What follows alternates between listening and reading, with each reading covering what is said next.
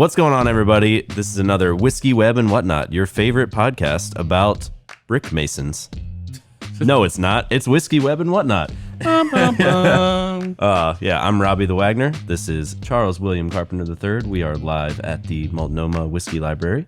Oh, I'm glad that you could say that. Yeah, did I say that Pronounce right? that? Yeah, I think you did. Yeah, you nailed it. Multnomah. No, this is not the South. You say all the letters in this one. Okay. Jesus. Anyway. Yeah, with our guest today, Jason Lengstorf. How's it going? Hello.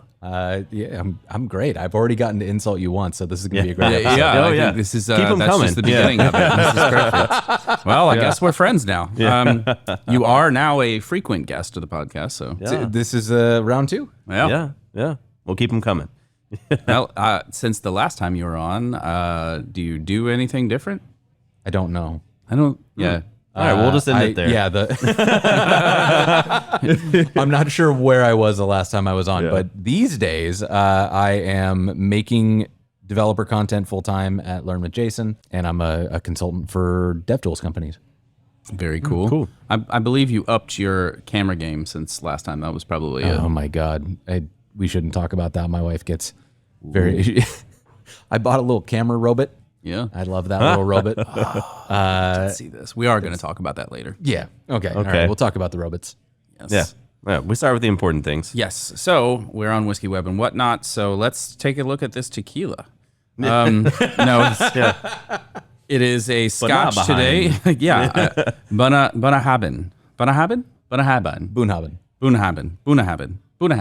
Yeah, just keep. Yeah, you keep. You got it.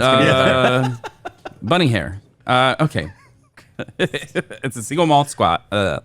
So within the first, we've been recording for under 2 minutes, and we have managed to offend the South and all of Scotland. Yeah.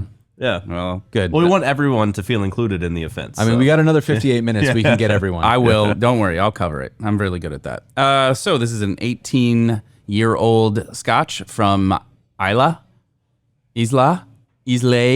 I'm going to keep doing it. I'm not sorry. helping you. Okay, 92.6 proof. I think I did mention that it is 18 years old. That's all there is to do. We'll just try it.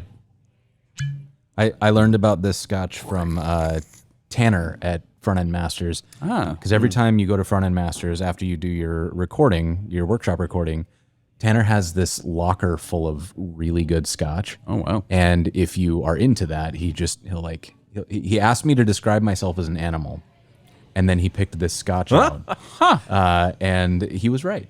Okay. All right. Interesting. Wow. Now I'm really. It's an interesting method. I We'll love have to the learn how color that of works. it. Yeah.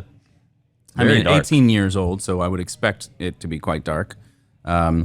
It smells like if you smell an ice wine, and it's like very sweet and like condensed, I guess. Okay. Condensed isn't maybe the right word. Okay, I think Concentrated, We're going, that's the word, concentrated. yeah. I think we're going down a similar path, except for I don't know that I would say ice wine. Are you familiar with RC Cola?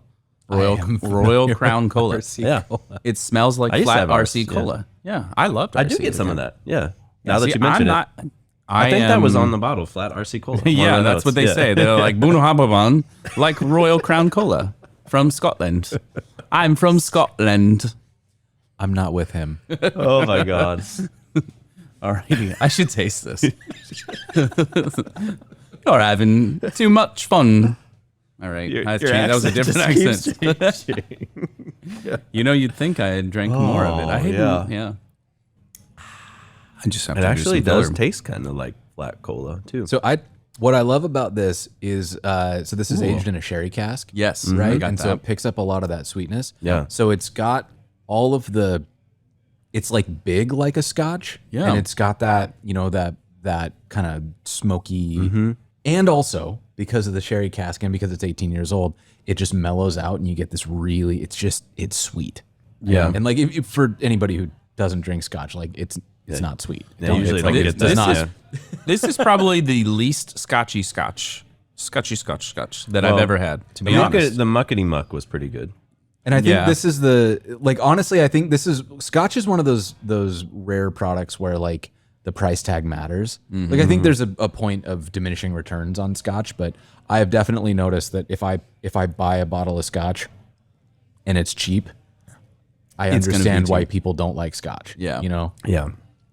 So Well, this they is- go over the top too of like extra peat or way too much smoke. And, Yeah. And some people like that, but I don't like that as much. To me, scotches like that are like, take it how you will. People who really like hoppy IPAs, and the more hop that punches you in the face, that's what they're chasing. And not a lot, because there's so many scotches, but there are scotches that really do kind of follow that for me. There's so much peat there that you're just like chasing the peat monster or whatever.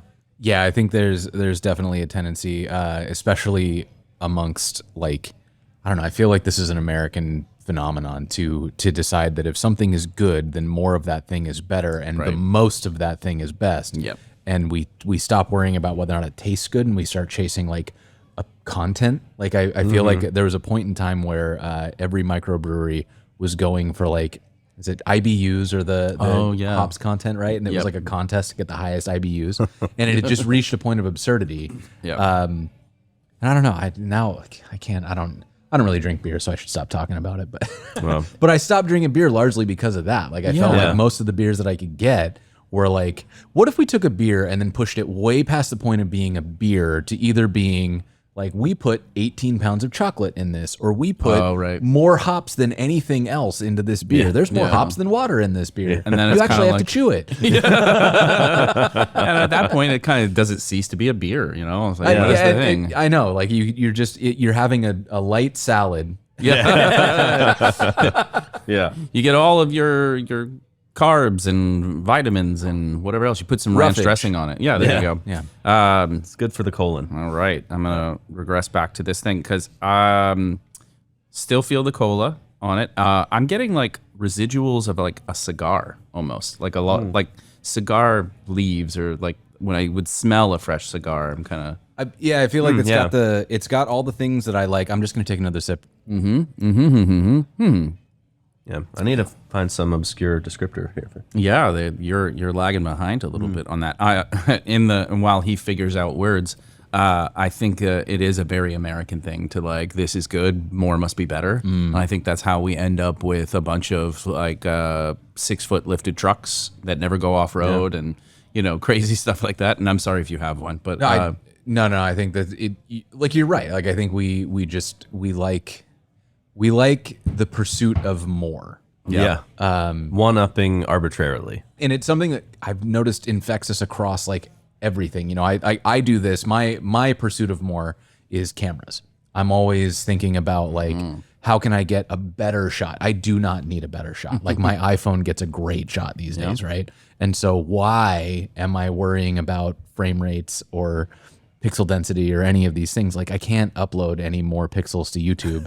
The vast majority of people will literally never notice the difference between an HD iPhone shot and an HD shot on a red camera after it hits YouTube's compression algorithm. So like why? What am I doing? I don't know. I just decided I like it and I'm going to keep going. Right. And I think that we find a thing that we want to make our thing and we just go. You become the connoisseur of that thing, and then and then it's a pursuit for the sake of the pursuit, not really. It supersedes the goal. Yeah. That seems like a very American hobby, but I encourage you to keep on going because it's not a lifted truck; it's cool cameras, and then I'll know more about it. Subject, that. Yeah, down you the line. learn so that others can learn. Exactly. Yeah, I love this. So I added a little bit of water, and I'm going to see how this opens up. And dear listener. By water, I mean distilled water through a dropper, 1, 2, 3, or No, he took it into the bathroom, put it under the faucet. Just and then drop some crushed ice in there. Yep. And take that onomatopoeia, 18-year onomatopoeia. So, Jason, you are familiar with the rating scale, but I'll go ahead and explain for dear listener, just in case this is your first episode. So we have a highly complex scale of 1 to 8 tentacles. That's because an octopus has 8 of them, and it just Thank you good. for that explanation. Yes. In case you didn't know, not a Cthulhu. They have a lot of tentacles. So. And a lot of other body parts. Yeah. So 1 being terrible, 8 being amazing. You can certainly categorize it as we do, since you are also a whiskey aficionado and have experienced many. So take it away, Jason. I think this is. I mean, I picked this obviously, so I'm kind of this is very much stacked in my favor. Yeah. But I think this is one of my favorites. So I think in the grand total of whiskeys that I've had, I would probably put this one at a 7. Yeah. Can you tell us the animal you described yourself as that relates to this? As a bear, but I need to caveat this because the animal, definitely, right? Right. And so I did not know about the other categorizations of bear. And so I used to, when I gave conference talks, I would describe myself as a web developer and friendly bear. And it was one of the most like mortifying situations because I was at this conference and I gave a talk and somebody who was at the conference came up after me and was like, hey, you're a friendly bear. Would you like to come to a party that is after the conference? And I realized, I put it together in my head what I was signaling. Yeah. And this person was so nervous and like he was really like, he was taking a risk inviting me to this. He thought he thought that's what I was describing myself as. Yeah. And so we were both just like cringing inside out when we realized the misunderstanding. And so I don't describe myself like that anymore because I feel like that is a great way to make everybody feel real weird. Yeah. But anyway, so the point at which I described myself as a bear was when it was during this point before I realized that I could be misleading people with my words. Yeah. That happens. Yeah. And to your defense, I can see when you think about bear the animal being like this, and in particular to this particular whiskey, about being like kind of robust, but approachable, palatable, like so there's a lot of depth here, but it's like not overpowering. And what the reason that I would go with the friendly bear, the animal descriptor for myself is that I have what has been described to me as resting murder face. And so when I'm sitting deep in thought, I look like I want to like take a swing at somebody. And one of the things that I've noticed is whenever I go to a conference, if I see the photos from the conference where I'm listening to somebody, my listening face is communicating I'm about to climb across this table. So I always look very like angry. And I am the least angry person in the world. And I think that so one of the things that I've noticed about bears is that bears are very intimidating animals. Like they're big, they've got huge claws, big teeth, and most of the imagery we see of them is like, they're reared up, claws out, all that kind of stuff. But when you actually watch a bear most of the time, they're doofy. Oh yeah. Yeah. They're rolling around on the ground. They're having a good time. They're very like not aggressive animals. Yeah. And I feel like that's a good like parallel to me. I think that's been our experience with you thus far. So that's why you're here again. That and the whiskey. Yeah. All right. So what do you think of this, Mr. Robbie, who doesn't like Scotch? Yeah. So this isn't super Scotchy. So it is pretty good. Like I said, I think the Muckety Muck was better. I forget what we rated that, but I think it was maybe a 7. This is a little bit less. I'm going to say like a 6.5. Okay. Would you would drink it again though? Yeah. It's very good. Would you put this on your own bar? Yeah. Yeah, I think so. And provide that for folks who do like Scotch, right? I'm doing a very self-satisfied nod. Yeah, you are. You're feeling yourself, You might as well just give yourself a little. Because he was like, I don't like Scotch. And I was like, all right, I accept that challenge. Yeah, you like something here. And I just put a couple of drops into mine, and I got to say it opened up even more. And again, it's still like soft, but more flavors there. I'm trying to see where it takes that heat out. Like it's got this very like right on the nose, this very like aggressive heat that it when you put the dropper in, it makes a huge difference in the whiskey. I agree with that. And I do recall us rating the Muckety Muck quite well. And I think a lot of it was because it was tasty. It was a Scotch that didn't really taste like the traditional Scotches that we had been familiar with. I mean, it's a big world out there and probably haven't tried anywhere near enough. Usually my like go-to Scotch would be a Macallan, It's very approachable. But I don't think it has the diversity and flavor that this does. So do you follow Taylor Poindexter? Have y'all had Taylor on the show? Not yet, in October. Oh, you need to get She's Taylor scheduled on the show. extremely far out, so we're waiting. Yeah. But we got there. Well, we shipped her whiskey, so she's on board. But she had a whole thing on Macallan. It was, I think her direct quote was like, I don't need to see Macallan again. Yeah, like I'm at the point in my life where I can just say no to Macallan. Yeah. My father-in-law was a surgeon, and so he always had a lot of that on hand. And then when you do family things, it was sort of like that's the whiskey they have, and I got to try a lot of interesting ones. So again, to me it felt like, oh well, I can have this and enjoy this, and I'm fine with that. I don't go buy it myself, but This stuff I would definitely would have again for sure. And I feel like I don't know what I gave the muckety muck, but this would definitely be a contender for an 8 for me. Nice. So I think that I think I'd have to try the muckety muck again, and then try and see which one kind of tops it there. Side by side. I need to try this muckety muck. I've never had it. Yeah, it's good. It's Orphan Barrel. I don't know if you're familiar with them. Yeah, so they find some interesting stuff, and I feel like that was like a 23-year-old or something. It was from some like distillery that had been open since like the 1800s or something, and they like are not open anymore. So they like it's like all their barrels they had left. Yeah, so it's like you can't buy it after a while, but right. But so they have it right now. You better keep it. Yeah. And the price reflects that. So I don't know what this costs per bottle, but I think it's pretty tasty, and I would definitely come back to it. So yay, good job. Yeah. All right, so we still want to give you some hot takes, but we need to. We can't remember if we did hot takes last time. We did. No, we did. We just didn't get very far because we ended up talking about Tailwind a lot. I don't think we explicitly did hot takes, though. You talked a lot about Tailwind, yeah. I talked about Tailwind? Yes. I have so few opinions about Tailwind. Yeah. I think we were just Maybe talking. The word Tailwind shows up a lot in the transcript. Yes, that's all I can say. So maybe the computer did other things. I'm not sure. I don't really remember the context, but I know that we didn't get to a couple of them with you. So we'll go ahead and do the same thing and get some of the. It won't be Tailwind, so don't worry about that. You have nothing to say about Tailwind. Yeah, anymore. we took Tailwind off the list. All right, inferred types in TypeScript or explicit types? I don't know. Okay. I don't know enough TypeScript to be able to make that distinction. Like I use TypeScript, but only until I get autocomplete, and then I stop doing TypeScript. Mm-hmm. So probably inferred types. Yeah. Using that logic. Yeah. There you go. The least work possible. Yeah. Yeah, makes sense. Yeah, I can't remember. Did we ask these? Did we ask you get rebase or get merge before? Do you remember? I looked in the transcript. All right, well then, get rebase or get merge.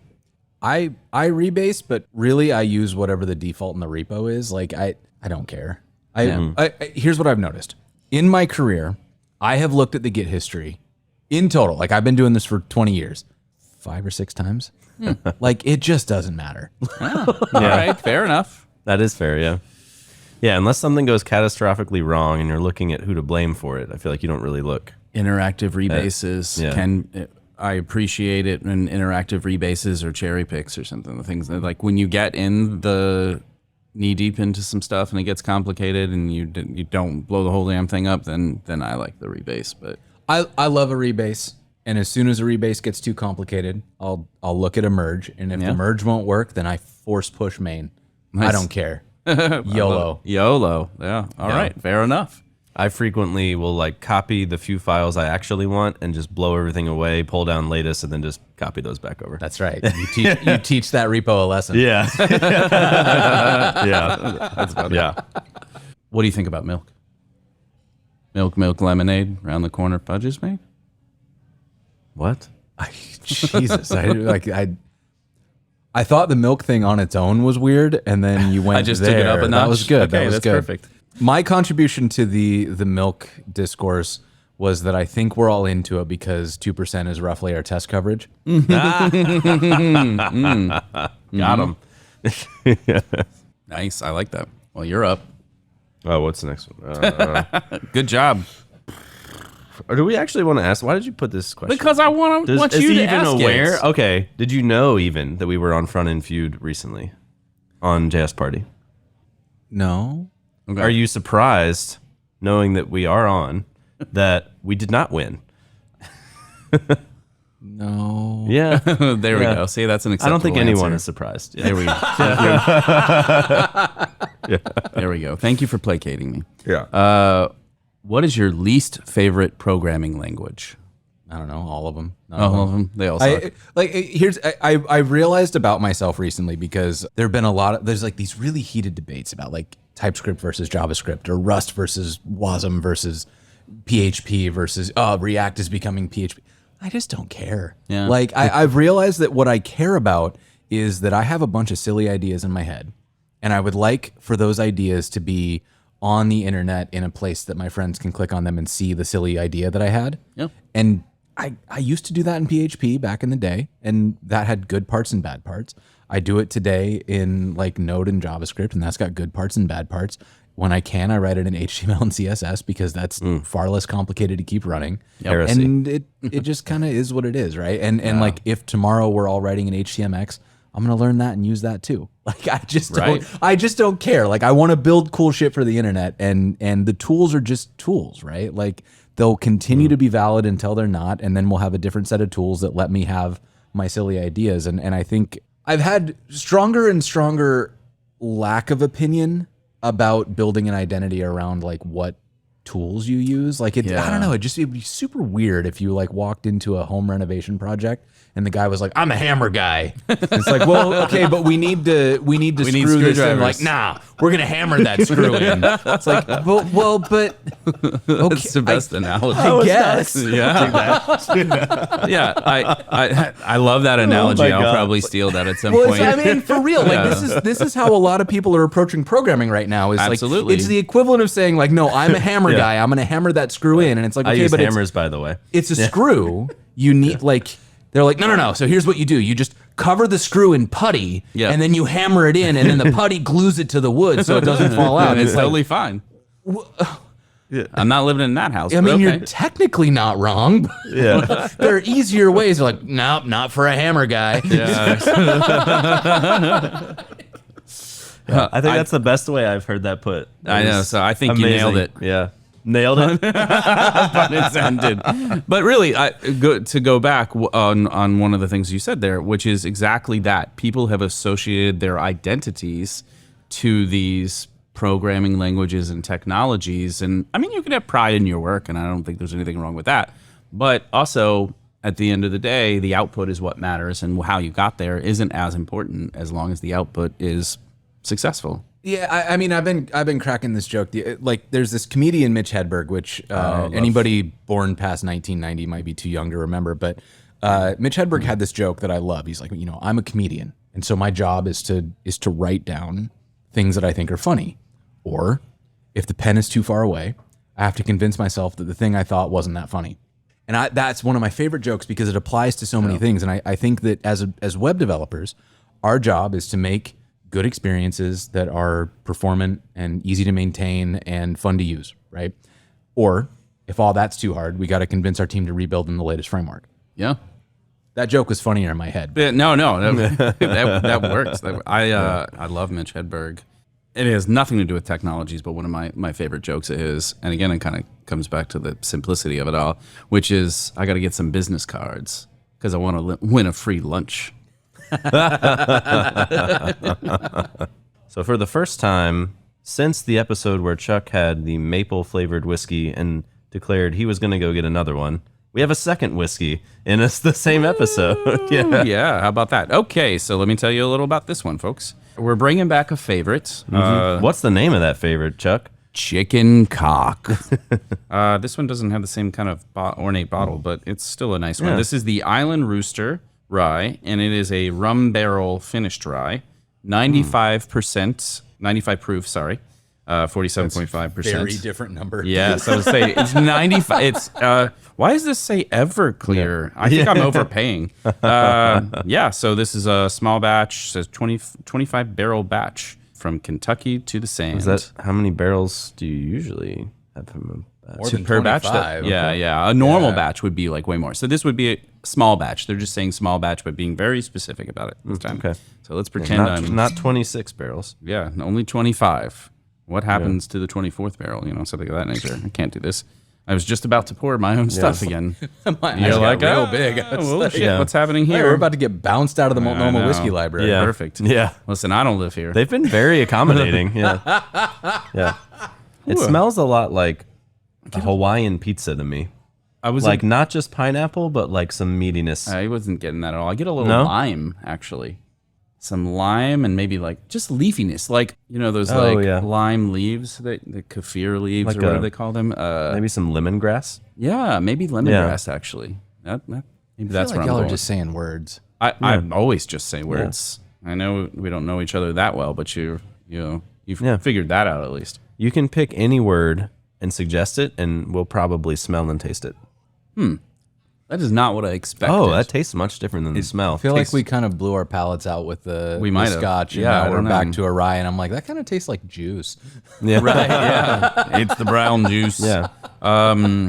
Maybe we should have done that in the other direction. Right. For a rye, it's not very spicy. No. Like it's got good heat on it, but that Boonhaben had the same heat on it. Yeah. So this is like the same general nose and the same like heat without the smokiness to kind of back it up. So it feels like a lighter weight. Yeah. And I don't think that's actually the case. I think we just kind of went at this backwards. Yeah. Right. I'm getting a little. There's no right way. Lemon juice initially. I'm getting like some. I'm trying to think of like. It's almost like taste the way bamboo smells. I don't know. It's kind of candly. You're in getting a the lot more flavor. botanical out of this than I am. I am getting so much of that. Like things are leading that way heavy for me. And then like maybe a light pepper finish, but no like normal like It's like woody, very spicy kind of that It's I would normally planty get. of some kind. Some Yeah. kind of plant. Yes. Like very fresh and leafy. I don't know the rum part of this and how long things were a part of it, but I don't get any of that sweetness. See, that's all I'm getting. All I'm getting off this is like the sugar barrel, like the rum. Interesting. Maybe you're better at this than I am. Yeah. Or I don't it know. might just be that like my palate is more blown out. We're than looking yours. for a replacement host. I mean, if you're interested. For which one of us? It's hard to say. Up to him, I guess. Who do you want to talk to every week, you know? Who do you want to talk to? Hint me. Well, all I do is the intro, really. So you could just record that. We'll still cut you in on the residuals. It's totally Yeah. fine. Okay, so come back to the scale, though. We should rate this still. And guest, please go first. I feel like I'm not going to be able to give a fair rating here, but I would put this at like a 5. Yeah. Like it's good, but I like that Boonhaben better. Yeah. Well, I'm definitely not going to compare the two by any means. I'm going to put this in the range of just ryes. We kind of have like our North Star is the Sagamore rye. We just like it. It's a good price point. It's like very Hopefully they're gonna flavorful, sponsor us diverse. eventually. Yeah, and that too. Brought to you by Sagamore Rye. But this is interesting. It's not bad. I probably am a 4.5 to 5 myself as well because it's just interesting. But I don't know how often I want to come back and have this.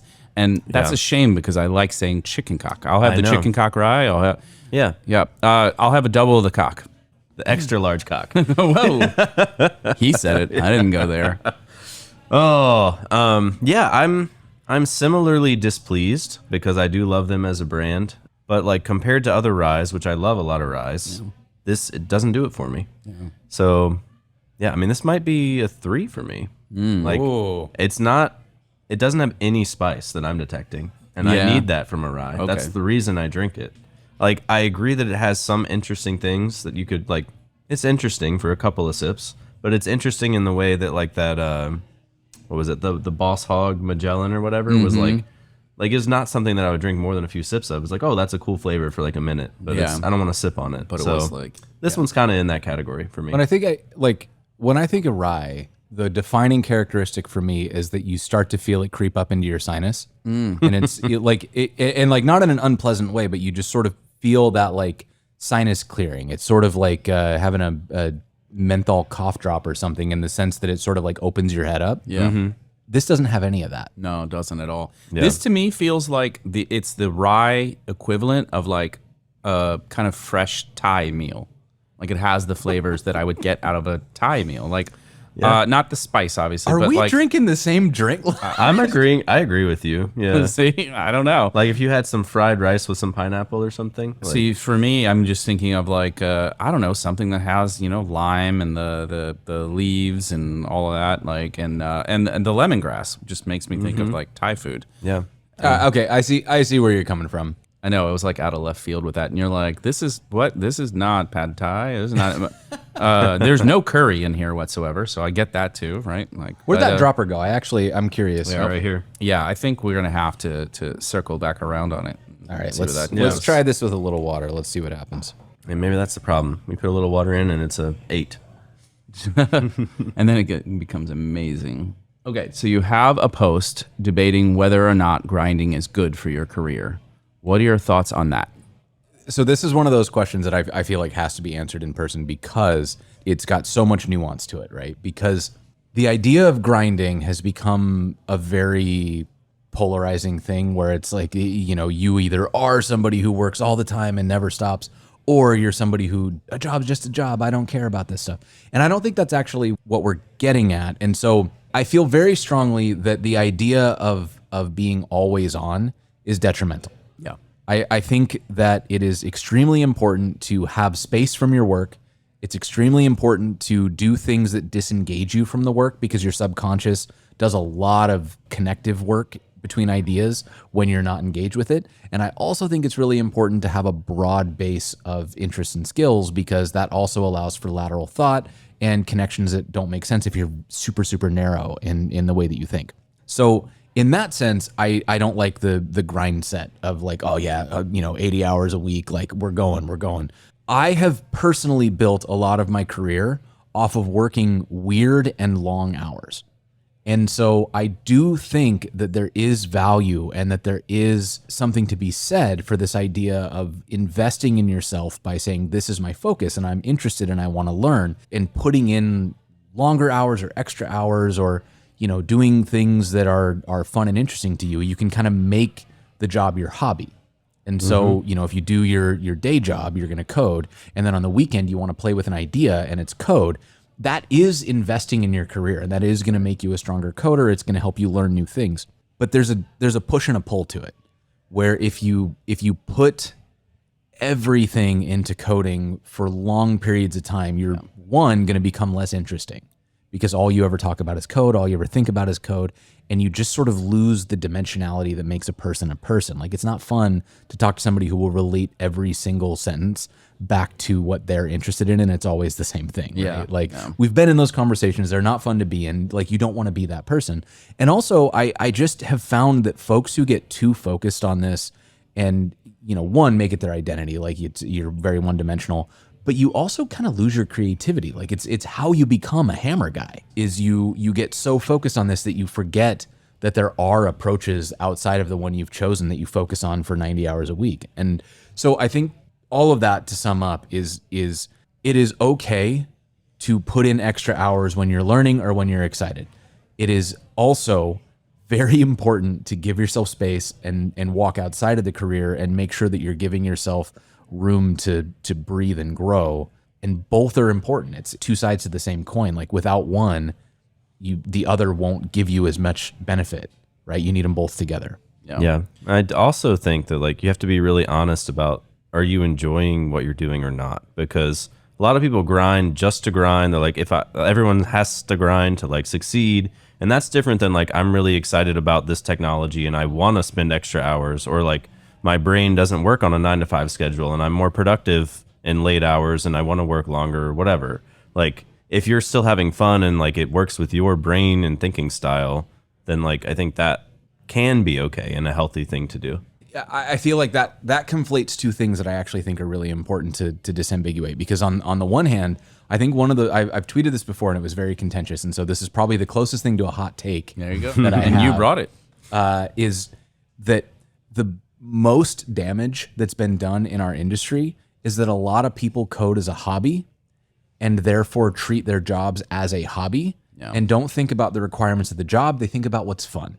And so they build fun stuff at the expense of the business, or at the expense of the user, or at the expense of their teams.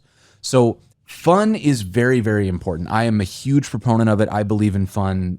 It's a core driver for me. And also, if you are working in a business, the fun has to be in support of the goals of that business, right? Because if you ruin the business so that you can play, you won't have a job to play at anymore, right? Like, it has to be in the right order. So to that point of, like, the longer hours being because you're enjoying yourself, I don't actually know that I agree with that. I don't think that they have to be fun. I think that you can choose that, like I wrote this post forever ago called "What Are You Optimizing For?" And my belief is that as you grow, you will have a thing that you want to accomplish and you decide it's the most important thing, and that's where the most attention goes. And so that will shift throughout your life. Like, when you're young, right, maybe it's school, and then after school, maybe it's career, and then after a few years, maybe it's family, and then you've got kids, and so your focus is your kids, and then your kids move out and then you've got something else to focus on, right? Like it's going to evolve several times throughout your life and you're going to get a chance to reinvent yourself, but it's always based around what you're optimizing for. And even in your career, you're still doing optimizations. Like maybe early in my career, I was optimizing for, I want to get really good at running a web dev business, the consultancy. Then I realized that I didn't actually like running the business. I wanted to optimize instead for building cool things for the web. So I chose a different path and got to a place where I didn't have the responsibility except to build. And then I realized that it was more fun to like teach developers. So I started optimizing for teaching where like web development was the subject that I was teaching, right? And at each one of those turns, I made a decision to dive deep into the thing that I was teaching. And most of the time it was because it was fun for me. Some of the time it was because I knew it was where I wanted to go next and I suffered through it. And so I think that it is okay to grind if you've chosen that thing and you're knowingly making the sacrifice. I am not going to have much of a social life for the next 6 months because I want to build this skill set that will allow me to have the income and job position that gives me the freedom to have that social life in 6 months. Without the time bound though, now you're just a workaholic and that's just the rest of your career. Right? Yeah, so I think exactly. it's gotta be a consciously made decision to choose something that you're not enjoying. But I do think that it can be beneficial if you know that you got to get from point A to point B. You can say, all right, this is going to be a bad year, but I'm going to get from point A to point B, and that unlocks these things that are fun later. Right. Yeah. Yeah. It's You type, haven't. it's type 2 fun. Yeah. It's intent essentially, and having self-regulation around that, and making sacrifices and ebb and flowing in and out of Right. it, so you don't burn out or ruin your life and social experiences, or don't have any of those things along the way. Yeah, I think essentially the answer to that about is grinding good or bad is like, well, it depends, right? What's the context? It's always it depends, right? Like, Yeah. And for real though, I've that answer gets funnier to me every single time because it scales out. Like at first it's like, which should I use? Should I use React or Angular? And it's like, it depends. It depends. And it's like, should I focus on my career or my family? Well, it depends. Yeah. Well, family maybe just focus on your family. Right. Yeah. Like don't completely ignore them. But I think even in that context where you're like, to get my family somewhere better, I might be missing for a little bit, but I don't want to miss everything, but I'm going to be real busy. You're optimizing for a better place for your family in a year or less, and whatever that looks like. And the end goal looks better because you have to, because, maybe you're the provider. And that is like your role in that. And of course, I want to see and be a part of every single thing. I may need to sacrifice 30% of those things for the end goal. But again, that like this isn't the, the forward method of operation in all perpetuity. I'm actually going to like, I'll course correct the other way down the line once we get there. Right. Yeah, I had some thoughts and then I zoned out for a second. And it turns out Robbie fell asleep. Sorry. So can you say all that again? I'm from the East Coast, so it's bedtime. Oh, I like it. Then I ask? No, you have to ask. Wake up. Yeah, so I feel like this is somewhat related, but you had another post that was like, your job doesn't matter, and that's great news. Like, do jobs really not matter? Or like... They don't. They truly don't. Like, so I've had a really complicated relationship with work my whole life. And when I was younger, I wanted to be a musician. I like couldn't hold down a job. I think I had 20 jobs in 1 year because I was a touring musician. I'd come home, work for 2 weeks, and then quit the job to go back out on tour. I thought for a while I would describe myself as unemployable. And my thinking behind that was like, well, I don't do well if somebody's telling me what to do. I don't like being stuck doing the same thing for a long time and all that. And that was a big thing. And then I started my own agency thinking I had to be the boss. And then like at some point during my career, I actually hit this point where I had a contract that paid me enough that I didn't have to do any other work. Right. It wasn't a lot. It was like 120 grand a year or something like that. But at the time I was actually living out of a suitcase and my rent was like nothing. I was barely spending any money. So almost everything that I made was being saved. And the job required like 10 hours a week. Wow. So I was on this absolute dream contract of like, they were retaining me for time. It was an R&D thing. They didn't need me as much as they thought they would, but it was a super cool company. So they were like, we got you for the contract. Like, we're going to pay this contract out. And so I had a year of basically nothing to do. Wow. And the first thought was, this is great. I get to do whatever I want and I've got a paycheck. And within 3 weeks, I had a full-blown existential crisis. I was like, okay, I was in my 20s at the time. So I'm in my 20s. I have all the money that I need. I have a job that is so easy that it only takes me a day or so a week. And I have unlimited free time. These are all the things that I said I was working toward, right? Like, so my career trajectory was get to this point. I'm not even 30 yet. What does the rest of this life mean? Yeah. Like, do I just pedal here for 30 to 50 more years and then die? Like, that sounds terrible. I don't want to do that. So I just panicked. I was like, okay, so what's the meaning of any of this stuff? Why does any of this stuff matter? And I ultimately realized that like we don't do anything important. We work on the internet. The internet is, at the end of the day, an information vehicle. And the information that we're conveying most of the time is to convince you to put some dollars into somebody else's pocket. Yep. Right? So that is existentially an unimportant pursuit. That means, going to a very like niche style sense, like none of this stuff matters. It's all meaningless. So the only meaning that is available to us is the meaning that we choose to assign to things. Because if we search for external meaning, there's always something to tell us that it's not real. You look for meaning in capitalism. Well, there's a million reasons why that's a bad idea. You look for meaning in your community. Well, there's lots of reasons not to have faith in that. In country, in faith, in whatever it is, right? You choose a thing and you look into it, and ultimately you find out that it's kind of hollow because it's just something that somebody else said was important, despite a bunch of contradictions that mean that that's not actually a thing. So you then are left with yourself and a bunch of meaningless stuff that other people are trying to convince you should care about, right? Because it benefits them. Yep. Right.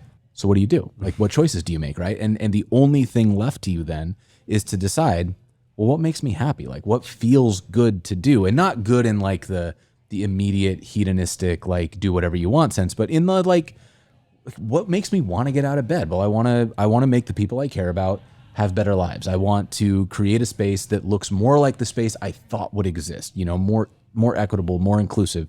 Like, these are all things that I can affect a tiny bit. And so I can go out and do that. And while I'm doing that, I'm going to build some websites, and it's going to be fun. And people are going to pay me a lot of money for that because for whatever reason, we've decided this career is a career that gets a lot of dollars. It's a high value. Yeah. And so I get to take these dollars, and I'm going to build some websites, and I'm going to make some videos for companies, and all of them are going to make some more money. And then I can just reinvest that into the things that I care about. So, you know, I'm going to try to throw more barbecues for my friends, and I'm going to try to make sure that the people whose careers I get involved with walk out of it with like 1/2 step more advantage than they had when they met me. And if those are the things that I do, then I feel like I can die happy because I did something that felt meaningful to me. Sure. I'm never going to look back on a website I built and think to myself, that was it. That was my legacy. Until somebody unplugs the computer. Yeah, exactly. Right. Like when the power goes out, what are we going to do? Like we're going to look at each other and say, "How did I treat you?" You know, right? And I think that's sort of what I mean by all that is like none of this stuff is important in the existential sense. You're not going to be on your deathbed thinking back to that time that you got 10% better conversion rate on a landing page. Like it doesn't matter. What you will do though is you'll probably regret choosing Tailwind. You know? I don't think so. You'll probably be very content that you chose Tailwind. Robbie will die in his Tailwind t-shirt. You know what I think the saddest thing that I can imagine would be is that you're on your deathbed thinking about Tailwind at all. And Adam's that like, probably wouldn't even. It works. Yes. So anyway, hopefully my deathbed is not soon, and hopefully by then Tailwind is not a thing. Like, you know, I mean no ill will to Tailwind. I love Tailwind, but like, there's no way there won't be other things that are hotter and people use it before, like by then. So I'm seeing how Tailwind ends up in the transcript because I have not talked about it at all. Y'all just keep bringing it up. Yeah, I'm baiting you. That's all it is. I'm actually paid by the Tailwind. Every time I say it, I get $5. Tailwind. The Tailwind. Trademark. Hashtag the Tailwind. I mean, you just like them because of like the sailing association, you know. So I'm an avid sailor, yeah. Right. Mm-hmm. You would think. Yeah. Ship shape, Tailwind, an octopus. Hey, I've been on sailboats twice. I have sailed probably more than you. I have been on sailboats and sailed. Do you actually control all the ropes and stuff? I have done that. I mean, I just did what I was told. You know, go over there, pull this one. I can do what I'm told, do too. That, you know, do the guy told me, too, of like, I'm just wrap this around this. Yeah. I know those. Yeah. but I couldn't sail by myself. Yeah, no, me either. That would be pretty damn. What about you? Jason, do you sail? Yeah. Have you been sailing? You a boater of any kind? You're close enough to the ocean. No. You look like a pirate, maybe kind of. You look like you could drive a pirate. ship. Yes. Yeah. You could drive the ship in. Yeah. Yeah. I think we've moved to Whatnot at a certain point. Well, I think we're firmly in Whatnot. into Whatnot. Okay, perfect. So let's talk about these like robot camera things. Because I saw a video on Twitter, I believe, where you were like, these eggs, and it literally, you're like, from what I saw, so I'm the layman or whatever, but it's like this little motorized robot thing, and you can control it to kind of do some cool panning shots and stuff like that. Yeah, so in lieu of doing actual work, I accumulate camera gear. And one of the latest pieces that I got is a little motorized dolly. And so on its own, it's a modular system, right? So on its own, it goes left and right, or it can go in an arc, and you can hook a camera on that, and you get these cool little rolling shots where it moves past you, or that it kind of spins around you as you go. And you can do really cool shots of really whatever, right? It sits on any flat surface, and that's what makes it so cool. But then it has an upgrade, like modular piece that one will do pan and one will do tilt, so that you also get, as it's sliding left and right or in the arc, you can move it left and right and also up and down. So you can do something like have it move around your computer and then look up and to the right to focus on the person typing on the computer. You know, these sorts of like very cinematic shots that you would see in a movie that have absolutely no place in a video about computers, but oh, by God, you're gonna see them. I think you could take these shots and do either a remake or a Hackers 2 or something like that, and make it a little sexier, because that's in the 90s. Quite seriously, I just today wrote a little script, and the whole script is built around the idea of doing a cool camera shot. Yeah, and it does involve hacking. So we'll see if I can pull this off. Right, like I have the gear. I don't know if that means I can use it. Right. Well, it's half the battle, having the stuff. You know, yeah, it's true. Use it. I'm sure you can use it. Would using it well? Yeah. I guess would critics say? Well, as G.I. Joe would say, knowing is half the battle. But what they don't tell you is that the second half is way harder. Yeah. Yeah. Exactly. You're like, I know it. I can't apply it. Holy shit. And I used to. I thought I was such a smart kid where I figured that, or I thought I figured it out as a kid, because in the 80s I was watching G.I. Joe. And I was like, I know what the other half is. You know, and then you do it. Really thought I was like going somewhere in life. One of my absolute favorite cases of that is my wife watches the show Alone. Right? And so Alone, for anybody who hasn't seen it, is the premise of this show is they take a group of people, and then each of them individually is kind of dropped into some wilderness area. Sometimes it's like far north tundra, sometimes it's, like a heavily wooded space or whatever. And the goal is you have to stay there for as long as you can. And so it involves, like, you got to make nets to catch fish, you got to hunt, you got to make traps so that you can catch rabbits and stuff, you got to build a shelter, you got to do key. Like wilderness first aid and all these sorts of things, right? And it's a very serious show. Like it is, these people are extremely skilled, and the stuff they're doing is extremely hardcore. My wife is interested in being outdoors. Like, she hikes all the time. She's very big on, like, let's go out into the woods and whatever. But she's not a camper, right? Like, she doesn't want to sleep. She doesn't do like wilderness survival stuff or anything. Yeah, for sure. But oh my God, when she watches this show, you would think that she had been living in the woods for 20 years, because she's watching a show. One of these episodes, one of the guys like trips over a log, lands on his axe, because for whatever reason he was holding his axe out, and he cuts his arm. Right, and he can't get it to stop bleeding, so he taps out of the show. And she is livid. She's like, "You never field dressed a wound before. You don't know how to stitch up your own arm. You don't deserve to be on this show." Oh my gosh! This is tech Twitter. Yeah. This is tech Twitter right here. You're passionate about that. Well, I want to ask: are our wives friends? Because they might be. They might be, because my wife is very much into that, and she does a similar thing. Oh, it's beautiful. Let's go hiking. Like, whatever. And then she's like, "Cool. Let's go back to a really nice cabin, or maybe a hotel in town." And I think so Marissa would camp. She would 100% camp. Yep. I won't camp. Oh. I grew up in Montana. My dad used to make me go camping, and I've decided that the closest I'm going to get to camping is a hotel room. Yeah. Like, I get mad now in a hotel room because I'm like, my pillow's not right. You know what I mean? I'm not going to sleep on the ground. Are you kidding me? I've done that with my son. I like take him camping a couple of different times. But for the most part, I'm not interested in taking time off to go work, to do the normal shit that I can just have for free in my house or a hotel has. Much nicer. And having bathrooms is important. Yeah, I've thought about this, and ultimately, I think that the human race has spent tens of thousands of years building toward the point where we have indoor plumbing and air conditioning and readily available food and comfortable beds. And for us to go out into the woods and camp for sport is just spitting in our ancestors' faces. Exactly. Why are we seeking discomfort? Yeah. I mean, unless it's there's just like a very small, less than a handful of reasons why I would desire to do that. And that would be like, oh, you're going to hike for 2-3 days and go to Havasupai Falls and see these like places in the world you have zero chance to ever see any other way. I mean, if I can helicopter in and out, I would opt for that, I guess. But like, that's just something I would consider. I can't say I have done it or will actually go through with it.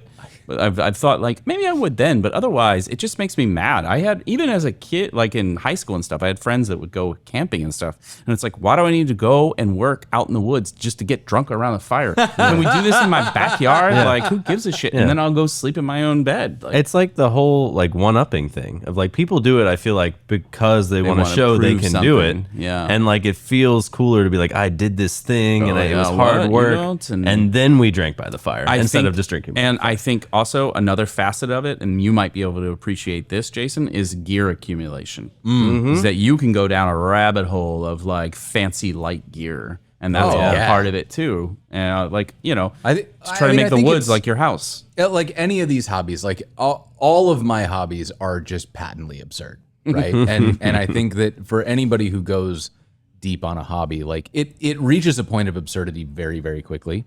I don't begrudge anybody camping. I don't want to go with you. Yeah, exactly. Right? Like I think it's super cool that people go out and do that stuff. And sometimes people will show me the like pop-up tents that they got for their car, or like the way they converted a van. And I'm like, man, that's so cool. I would love to do that, but I wouldn't sleep in it. Nah, I would drive it to a hotel. Yeah, exactly. Like I want to be comfortable while in between hikes or something. Yeah, exactly. We have a friend that we sometimes camp with, and I'm gonna air quote camp because he has an RV. Yeah. And it's a very nicely appointed RV, and we will rent a cabin, right? So that we've got like a bathroom and a nice bed and all that kind of stuff. And we just go to this place, and like we're in a cabin and they're in their RV, and like they stayed in a place for a long time where they had like Wi-Fi and they set up a TV.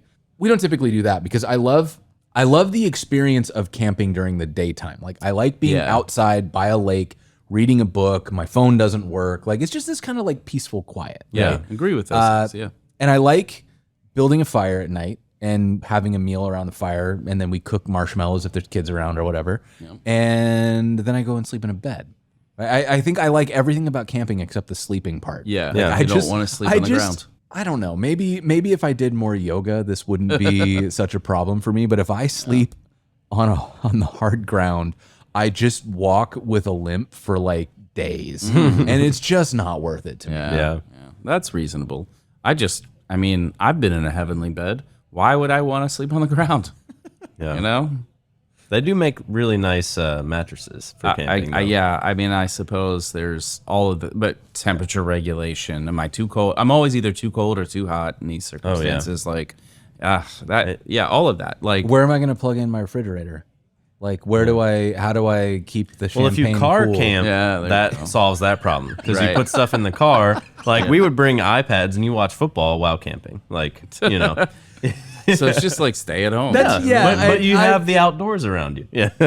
No, that's not a disconnection. So, here's the other thing, too. I live in Portland, right? So in 45 minutes, I can be out in a gorgeous piece of nature. Yeah. And I can also be home in 45 minutes. So I can go spend most of a day out in nature and also be home in time to like take a shower and sleep in my own bed. Yeah. And I just feel like I don't know why I would go further than that. Yeah. It's kind of, I feel like you should do some marketing for like Portland hotels. You're like, enjoy nature and then come back and be comfortable with us. The nature package. Hilton. It's got to be Marriott. You got to get those Marriott points. I've got the Bonvoy. Yeah. Yep, I've got the Bonvoy app. They got the best program. And they have the Heavenly Beds at what is it? Which one of theirs? One of their properties has the Heavenly Beds. That's why I always talk about it. Need to figure that out because I have not slept in that one. Isn't that the where we were in Render? What is that one? It's probably super interesting for everybody listening right now. Beds, Heavenly Beds. Yeah. Well, I was in a bed one time. Their beds are so well known that you can get their sheets and all this kind of stuff. It is the one, but I'm never gonna know what it is, and we're at time. So, is there anything you want to plug? Anticlimactic before we ending to a podcast. we could I'll possibly tweet hit. the answer later. Yeah, we'll figure out what hotel we were in that we can't remember. Yeah, anything you want to plug or anything before we end? I don't know. I do stuff on YouTube. You should hang out there. Learnwithjason.dev or lwj.dev if you don't like typing a lot of letters. No, I don't like that. That's a clutch. That's a clutch one. Cool. Thanks everyone for listening. If you liked it, please subscribe, leave us some ratings and reviews. We appreciate it, and we will catch you next time. Boom, boom, boom, boom, boom, boom, boom.